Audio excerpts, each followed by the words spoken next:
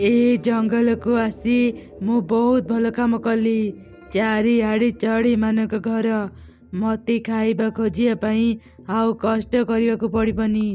मु प्रथमे एई घर को जाए देखे से घरे किए रहुची। एमिति कही पिशाची ता जादू शक्ति रे से घर भीतर को गला। से घर से गोटे भी चढ़ी पाइलानी। एमिति देखी से आउ गोटे पाख घर को गला हेले सेठी भी कौन सी चढ़ी नथिले।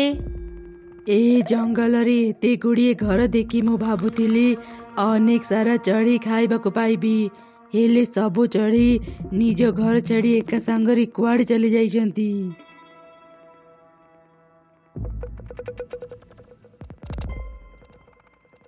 ए कण आगरे एमिति आलो काईके जळुची। आरे आरे एठी तो सबु चढ़ी जमा होइछंती। मु बेकारी तांको घरे खोजुथिली एबे मते चढ़ी मिलिगले खाइबा पाई। हा हा हा।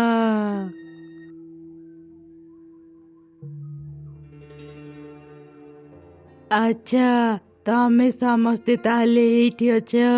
एबे तमे माने कुआड़े जीव मु एबे तम समस्तको खाइबी। हा हा हा। एमिति कौन गोटे खाइबार बास्ना आसुची। तमे माने एठी कौन करुथिल? पिशाची आज मो झीर जन्मदिन आमे समस्ते मिसी खिचुड़ी रांधिचु। तुमे हमको खाओनी ता बदल रे तुमे आम खिचुड़ी खाओ। आमे बहुत बढ़िया खिचुड़ी रांधिचु। तुमको निश्चय से खिचुड़ी भलो लागिबो। अच्छा तेबे ठीक अछि जाओ मो पाई खिचुड़ी आनी दियो। जदि मते से खिचुड़ी भलो न लागिबो मु तम समस्तको खाइदेबी बुझिल। तापरे सबु चढ़े मिसी पिशाची पाई खिचुड़ी आनिले। से पिशाची को खिचुड़ी बहुत भलो लागिला। वाह तमे माने खूब भलो खिचुड़ी रांधिथिल। एमिति स्वादिष्ट खिचुड़ी मु आगरु केबे खाइ नथिली। आज ए खिचुड़ी पाई मु तम मानको छाड़ी देउची। आओ हाँ आज ठारू मु जंगल पाख बड़ गुंफारे रहिबी। तमे माने प्रतिदिन मो पाई स्वादिष्ट खाइबा आनिब नहले मु काहाको भी छाड़िबिनी। समस्तको तेलरे भाजी खाइबी। ठीक अछि पिशाची आमे तुमरो सबु कथारे राजी। तुमे हमको मारनी हमको छाड़ी दियो। से दिन पर ठारू जंगलर सबु चढ़ी पाଳି करी प्रतिदिन पिशाची पाई खाइबा नहीं जाउथिले। एमिति दिने काली मु कहितिली मो भौणी आज बुलिया पई आसीब ता पई भलो भलो खाइबा आनिथिब। अच्छा हो कुह तमे माने कौन कौन खाइबा आनिच? पिशाची मु आज खिचुड़ी आउ खीरी आनिची। पिशाची मो माछ तरकारी सह भात आनिची।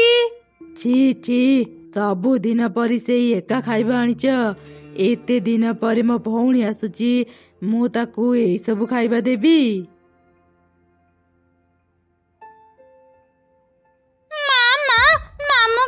केते दूर चली चली भारी थकी गलेनी।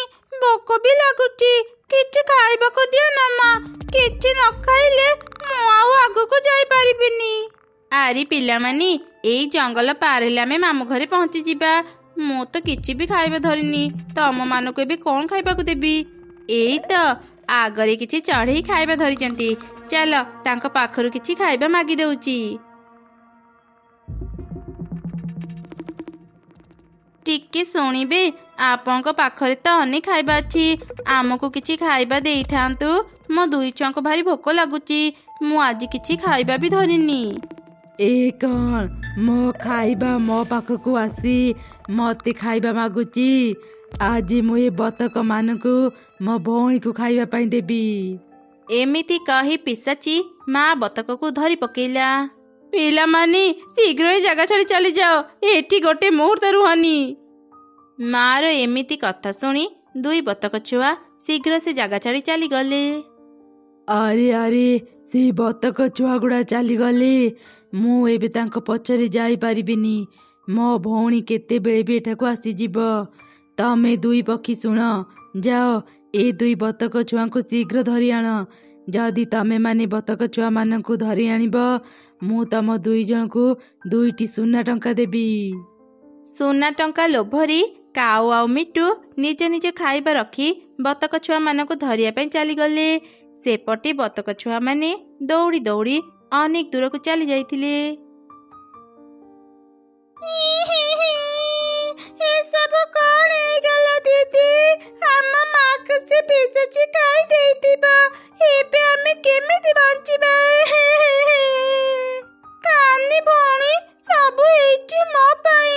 ମୁଁ ଯଦି ମାକୁ ଖାଇବା ମାଗି ନଥାନ୍ତି, ମା ଏମିତି ବିପଦରେ ପଡ଼ି ନଥାନ୍ତେ। ଏମିତି ଦୁଇ ବତକ ଛୁଆ କାନ୍ଦୁଥିଲେ। ଠିକ୍ ସେହି ସମୟରେ ବର୍ଷା ଆରମ୍ଭ ହେଇଗଲା। ଦୁଇ ଛୁଆ ବର୍ଷାରେ ଭିଜିବାକୁ ଲାଗିଲେ। ମା ମା ଦେଖିବା ଆସ। ଆରେ କଣ ହେଲା? ଏମିତି ପାଟି କାହିଁକି କରୁଛୁ? ମା ତୁମେ ତ କୁହ ବର୍ଷାରେ ଭିଜିଲେ ଦେହ ଖରାପ ହୁଏ। ବାହାରକୁ ଦେଖ ମା, ଦୁଇ ବତକ ଛୁଆ କେମିତି ବର୍ଷାରେ ଭିଜୁଛନ୍ତି। ତାଙ୍କ ଦେହ ଖରାପ ହେଇଯିବ ମା। ମତେ ଶୀଘ୍ର ଗୋଟେ ଛତା ଦିଅ। ମୁଁ ସେ ଦୁଇ ଛୁଆଙ୍କୁ ଆମ ଘରକୁ ନେଇ ଆସିବି। ତାପରେ ମା ଚଢ଼େଇ ତା ଝିଅକୁ ଛତା ଆଣିଦେଲା। ଚଢ଼େଇ ଛୁଆ ସେ ଛତା ଧରି ବାହାରକୁ ଗଲା। ଆରେ ତମେ ମାନେ ଆଉ ବର୍ଷାରେ ଭିଜନି, ମୋ ସାଙ୍ଗରେ ଘରକୁ ଆସ। ବର୍ଷାରେ ବେଶୀ ସମୟ ଭିଜିଲେ ତମମାନଙ୍କ ଦେହ ଖରାପ ହେଇପାରେ। ଦୁଇ ବତକ ଛୁଆ ଚଢ଼େଇ ଛୁଆ ସାଙ୍ଗରେ ତା ଘରକୁ ଗଲେ। ସେମାନେ ନିଜ ମାକୁ ମନେ ପକାଇ ଅନେକ କାନ୍ଦୁଥିଲେ। ଆରେ ପିଲାମାନେ, ତମେମାନେ ଏମିତି କାନ୍ଦୁଛ କାହିଁକି? ତମମାନଙ୍କୁ ଭୋକ ଲାଗିଥିବଣି। ରୁହ, ମୁଁ ଏବେ ଖାଇବା ଆଣିଦେଉଛି। ନା ନା ଚଢ଼େଇ ଆଣ୍ଟି, ଆମକୁ ଭୋକ ଲାଗୁନି। ଏମିତି ଦୁଇ ବତକ ଛୁଆ ଚଢ଼େଇକୁ ସବୁ ଘଟଣା କହିଲେ। ପିଲାମାନେ ଆଉ ମନ ଦୁଃଖ କରନି, ମୁଁ ଏବେ ପାଖ ଜଙ୍ଗଲକୁ ଯାଉଛି। ଯେମିତି ବି ହେଉ ମୁଁ ତମ ମାଆକୁ ପିଶାଚି ପାଖରୁ ମୁକ୍ତ କରି ଆଣିବି। ମା କୁନି, ତୁ ଦୁଇ ବତକ ଛୁଆଙ୍କ ପାଖରେ ଥା। ମା ଚିନ୍ତା କରନି, ତୁମେ ପାଖ ଜଙ୍ଗଲକୁ ଯାଅ। ମୁଁ ବତକ ଛୁଆମାନଙ୍କୁ ଏକା ଛାଡ଼ି କୁଆଡ଼େ ବି ଯିବିନି। ତାପରେ ମା ଚଢ଼େଇ ଶୀଘ୍ର ପାଖ ଜଙ୍ଗଲକୁ ଗଲା। ସେତେବେଳେ ମିଟୁର ସ୍ତ୍ରୀ ସାଙ୍ଗରେ ତାର ଦେଖା ହେଲା।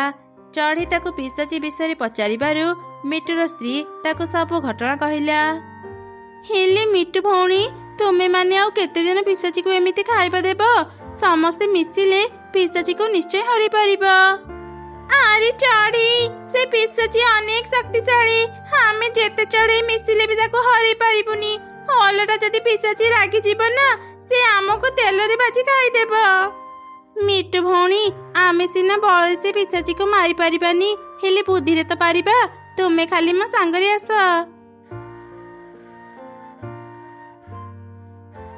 ତମେ ମାନେ ଆଉ ମନ ଦୁଃଖ କରନି। ମୋ ମା ଯାଇଛନ୍ତି ମାନେ ସେ ପିଶାଚି ପାଖରୁ ତମ ମାକୁ ନିଶ୍ଚୟ ଫେରି ଆଣିବେ। ତମେ ମାନେ ମୋ ସାଙ୍ଗରେ ବାହାରକୁ ଚାଲ। ବାହାରକୁ ଗଲେ ତମ ମାନଙ୍କୁ ଭଲ ଲାଗିବ।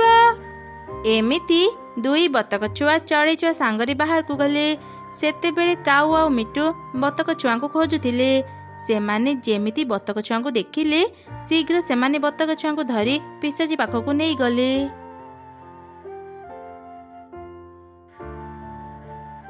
ଆରେ ମା, ତୁ ବତକ ଛୁଆଙ୍କୁ ଘରେ ଛାଡ଼ି ଏମିତି ବାହାରେ କାହିଁକି ବୁଲୁଛୁ? ମା, ମୁଁ ବତକ ଛୁଆମାନଙ୍କ ମନ ଭଲ କରିବା ପାଇଁ ସେମାନଙ୍କୁ ବାହାରକୁ ଆଣିଥିଲି।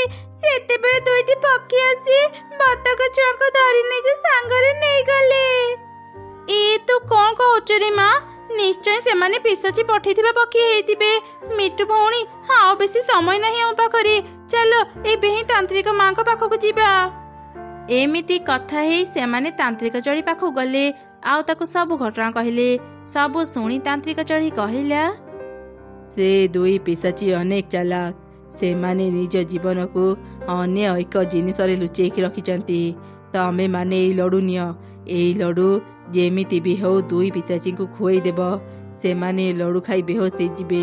ସେତେବେଳେ ତମେ ମାନେ ପିଶାଚୀଙ୍କ ପ୍ରାଣ ଥିବା ଜିନିଷ ଖୋଜି ତାକୁ ଭାଙ୍ଗିଦେବ। ସଙ୍ଗେ ସଙ୍ଗେ ହିଁ ଦୁଇ ପିଶାଚୀଙ୍କର ଅନ୍ତ ହେବ। ତାପରେ ମିଟୁ ଆଉ ଚଢ଼େଇ ଲଡୁ ଧରି ପିଶାଚୀ ପାଖକୁ ବାହାରିଲେ। ସେପଟେ ପିଶାଚୀ, ଏଇ ଦେଖ, ଆମେ ଦୁଇ ବତକ ଛୁଆଙ୍କୁ ଧରି ଆଣିଛୁ। ଏମାନଙ୍କୁ ନେଇ ଆମକୁ ସୁନା ଟଙ୍କା ଦିଅ। ଏ କଣ, ତୁମେ ତ ଏଯାଏ ମା ବତକକୁ କାହିଁକି ମାରିନ? ମୋ ଭଉଣୀକୁ ବତକ ଖାଇବା ପାଇଁ ଭଲ ଲାଗେନି, ସେଥିପାଇଁ ଆମେ ଏ ବତକକୁ ମାରିନୁ। ଆଲୋ ଦିଦି, ମତେ ସିନା ବତକ ଖାଇବାକୁ ଭଲ ଲାଗେନି, ହେଲେ ମତେ ପକ୍ଷୀ ଖାଇବାକୁ ଭାରି ଭଲ ଲାଗେ। ତୁ ଏ ପକ୍ଷୀମାନଙ୍କୁ ଧର, ଆଜି ମୁଁ ଏମାନଙ୍କୁ ଖାଇବି। ଭଉଣୀର ଏପରି କଥା ଶୁଣି ପିଶାଚି କାଉ ଆଉ ମିଟୁକୁ ଦଉଡ଼ିରେ ବାନ୍ଧିଦେଲା। ଆରେ ଏସବୁ କ'ଣ ହେଇଗଲା? ଆମେ ସୁନା ଲୋଭରେ ପଡ଼ି ବତକ ଛୁଆମାନଙ୍କୁ ଧରି ଆଣିଥିଲୁ, ଏବେ ପିଶାଚି ଆମକୁ ଖାଇବ କହୁଛି। ଆରେ ମିଟୁ, ବତକ ଛୁଆଙ୍କୁ ମାରିବା ପାଇଁ ଆମେ ତାଙ୍କୁ ଏଠାକୁ ଆଣିଥିଲେ, ହେଲେ ଏବେ ସେମାନେ ନ ମରି ଆମେ ମରିଯିବା। ପିଶାଚି, ଆମକୁ ମାରନି, ଆମକୁ ଛାଡ଼ି ଦିଅ, ବଞ୍ଚାଅ ବଞ୍ଚାଅ, ଆମକୁ କେହି ବଞ୍ଚାଅ। ମୁଁ ତମମାନଙ୍କୁ ଛାଡ଼ି ପାରିବିନି। ଏତେ ଦିନ ପରେ ମୋ ଭଉଣୀ ମତେ କିଛି ଖାଇବା ମାଗିଛି, ମୁଁ ତା କଥା ନିଶ୍ଚୟ ରଖିବି।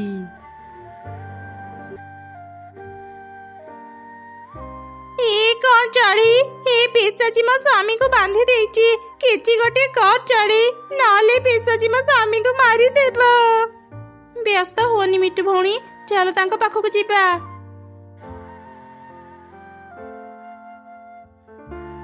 ରହିଯାଅ ପିଶାଚି, ପକ୍ଷୀମାନଙ୍କୁ ଖାଇବା ପୂର୍ବରୁ ଆମର ଏଇ ଲଡୁ ଆଗ ଖାଇନିଅ। କିଏ ତୁ? ଆଉ ତୁ ଏ ଲଡୁ କାହିଁକି ଆଣିଛୁ? ମୁଁ ଏଇ ଜଙ୍ଗଲରେ ରୁହେ ପିଶାଚି। ଆଜି ଆମେ ଶୁଣିବାକୁ ପାଇଲୁ ତୁମ ଭଉଣୀ ପ୍ରଥମ ଥର ଏଇ ଜଙ୍ଗଲକୁ ଆସୁଛନ୍ତି। ସେଇ ଖୁସିରେ ଆମେ କିଛି ସ୍ୱାଦିଷ୍ଟ ଲଡୁ ତିଆରି କରି ଆଣିଦେଇଛୁ। ତୁ ତ ଲଡୁ ଫେରେଇକି ନେଇଯା, ଆଜି ମୋ ଭଉଣୀ ଏ ପକ୍ଷୀମାନଙ୍କୁ ଖାଇବ। ଆରେ ଦିଦି, ତୁ ତ କହୁଥିଲୁ ଏଇ ପକ୍ଷୀମାନେ ବଢ଼ିଆ ଖାଇବା ରାନ୍ଧନ୍ତି। ମୁଁ ବି ତ ଥରେ ଖାଇକି ଦେଖେ ଏମାନଙ୍କ ଖାଇବା କେମିତି। ଆଗ ଚାଲେ ଏ ଲଡୁ ଖାଇବା, ତାପରେ ପକ୍ଷୀମାନଙ୍କୁ ଖାଇବା। ଏମିତି ସେ ଦୁଇ ପିଶାଚି ଲଡୁ ଖାଇଲେ। ସେମାନେ ଯେମିତି ଲଡୁ ଖାଇଲେ ବେହୋସ ହେଇଗଲେ। ସମସ୍ତେ ମିଶି ମିଟୁ ଆଉ କାଉକୁ ମୁକ୍ତ କଲେ। ପିଶାଚି ମାନେ କିଛି ସମୟ ପାଇଁ ବେହୋସ ହେଇଯାଇଛନ୍ତି। ସେଇ ଭିତରେ ଚାଲ ଆମେ ସମସ୍ତେ ମିଶି ଗୁମ୍ଫାକୁ ଭଲ ଭାବରେ ଖୋଜିବା। କୋଉଠି ନା କୋଉଠି ପିଶାଚି ମାନଙ୍କ ପ୍ରାଣ ଥିବା ଜିନିଷ ଥିବ। ଏମିତି କଥା ହେଇ ସବୁ ଚଢ଼େଇ ମିଶି ଗୁମ୍ଫାକୁ ଭଲ ଭାବରେ ଖୋଜିଲେ। ଏମିତି ଖୋଜୁ ଖୋଜୁ ଦୁଇ ବତକ ଛୁଆ ଦୁଇଟି ଆଇନା ପାଇଲେ, ଆଉ ସେ ଆଇନା ଧରି ଚଢ଼େଇ ପାଖକୁ ଗଲେ। ଆରେ ଏତେ ସୁନ୍ଦର ଆଇନା ତମେ ମାନେ କୋଉଠୁ ପାଇଲ? ଆଣ୍ଟି, ଏ ଗୁମ୍ଫାରେ ସବୁ ଜିନିଷ ଅପରିଷ୍କାର ଅଛି, କେବଳ ଏ ଆଇନା ଦୁଇଟିକୁ ପରିଷ୍କାର ଭାବରେ ଘୋଡ଼ା ଯାଇଥିଲା, ସେଥିପାଇଁ ଆମେ ତୁମ ପାଖକୁ ନେଇ ଆସିଲୁ। ଏତେ ଯତ୍ନରେ ଆଇନା ରଖାଯାଇଛି ମାନେ ଏଥିରେ ନିଶ୍ଚୟ ଦୁଇ ପିଶାଚୀଙ୍କର ପ୍ରାଣ ଥିବ। ଦୁଇ ପିଶାଚୀ ଉଠିବା ଆଗରୁ ଏ ଆଇନା ଦୁଇଟାକୁ ନଷ୍ଟ କରିବାକୁ ପଡ଼ିବ। ଏମିତି କହି ଚଢ଼େଇ ସେ ଦୁଇ ଆଇନାକୁ ଭାଙ୍ଗିଦେଲା। ଦୁଇ ପିଶାଚୀ ନିଦରୁ ଉଠି ଯନ୍ତ୍ରଣାରେ ଛଟପଟ ହେଇ ମରିଗଲେ। ସବୁ ଚଢ଼େଇ ପିଶାଚୀ ପାଖରୁ ମୁକ୍ତ ହେଇ ଖୁବ୍ ଖୁସି ହେଲେ। ସେମାନେ ଚଢ଼େଇକୁ ଧନ୍ୟବାଦ ଜଣାଇଲେ। ମା ବତକ ତାର ଦୁଇ ଛୁଆଙ୍କୁ ଫେରି ପାଇଲା। ତାପରେ ସମସ୍ତେ ନିଜ ନିଜ ଘରକୁ ଫେରିଗଲେ।